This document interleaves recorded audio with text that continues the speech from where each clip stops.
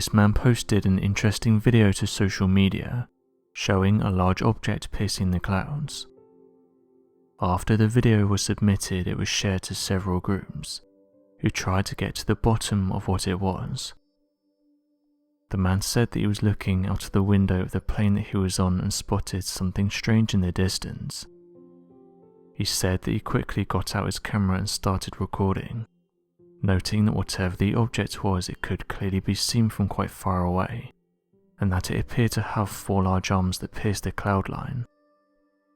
People then started to speculate what it was, with some suggesting that it may have been a nearby mountain. Although there's various mountains that's over 20,000 feet, it's hard to judge how high this plane was at the time the footage was taken. Clouds appear all throughout the troposphere, with high clouds ranging from 10,000 to 60,000 feet. However, the individual gave away their location at the time the footage was taken, and when they saw this object they were flying from Bogota to Medellin, with them saying that they only know one mountain in this area, and this wasn't it. They also said that the plane was flying at high altitude during the sighting, and that there wasn't anything else around during the encounter, noting that if you look towards the bottom of the footage there's no mountain areas or places of high elevation. One person said the following: "You can tell this plane is flying at high altitude, and I'm going to trust what the person who's recording it is saying, as I've never flown above this area before. It does look strange though. To me it looks like a giant object with 4 arms that's just sitting in the clouds. I've never seen anything like this before." End quote. Not everyone was convinced though, and said that the person who took the footage may have got their bearings wrong, and that they were flying through a mountain that was peering through the cloud line, and the reason it looks strange is because the clouds are surrounding certain parts of the mountain, giving off the illusion that it has 4 large arms when it doesn't.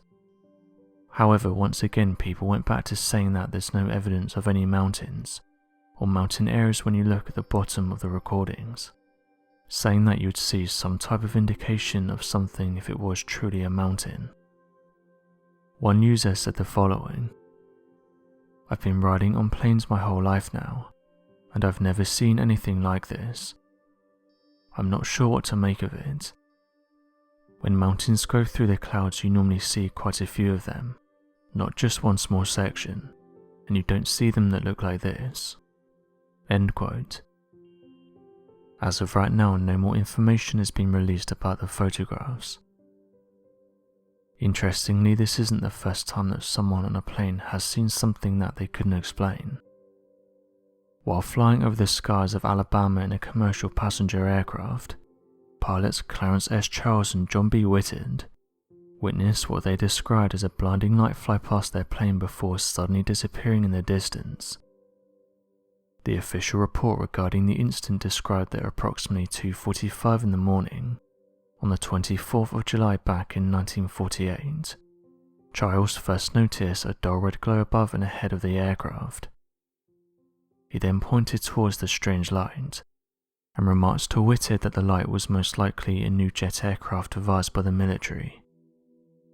As they watched the craft for around 10 to 15 seconds, the mysterious object flew past the plane at a tremendous high speed, before it began to pull up, as a massive burst of flames were ejected from the rear, allowing the craft to zoom up through the clouds. The 2 pilots described the object as appearing to be a wingless aircraft, more than 100 feet in length that was cigar-shaped in design, with 2 rows of windows along its side that glowed brighter than a magnesium flare.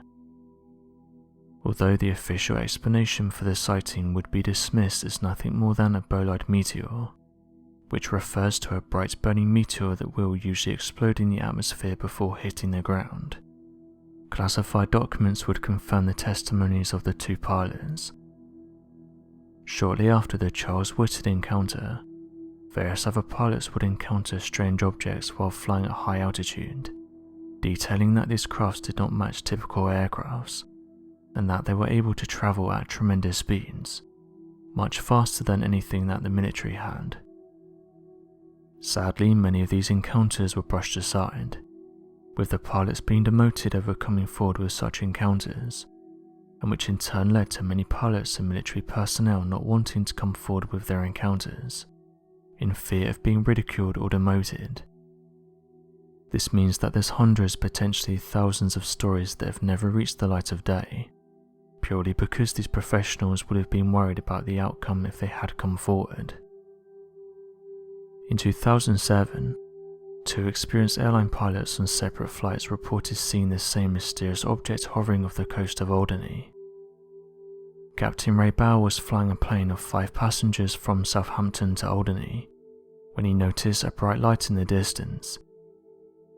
At first he assumed the light was from a reflection of the sun, but when the light remained completely stationary he began to grow cautious.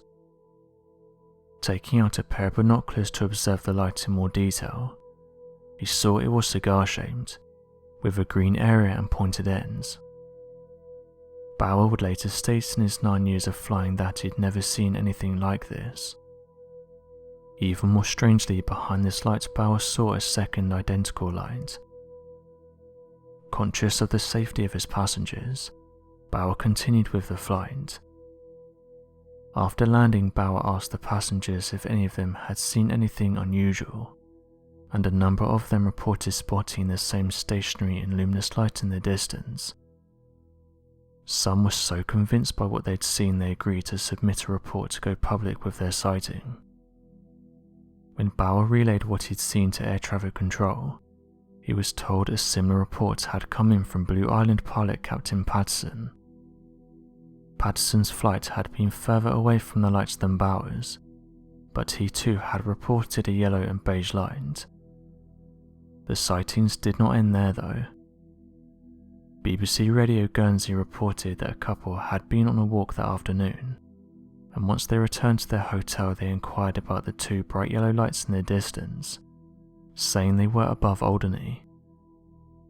Even more concrete evidence came in when it was shown that Jersey Airport's primary radar had registered the presence of 2 objects in the area.